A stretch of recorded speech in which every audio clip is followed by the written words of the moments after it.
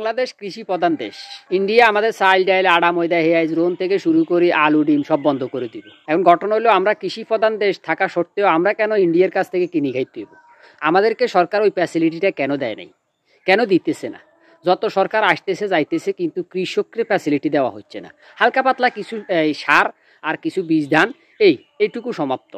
কিন্তু এই যে কৃষকের জমি এবারও বন্যার সময় পানিতে ডুবে গেছে, ওই কৃষককে কি কোনো ধরনের আর্থিক সহায়তা করছে? করে নাই।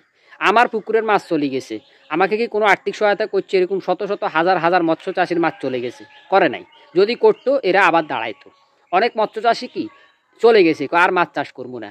অনেক মুরগির খামারের পানি উড়ে গেছে, ওই মুরগি নষ্ট হয়ে গেছে, মানে মুরগি মারা টারা যায়, খামার শেষ।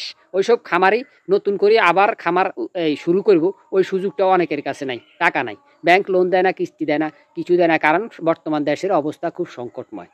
দেশের অবস্থা ভালো থাকা সত্ত্বেও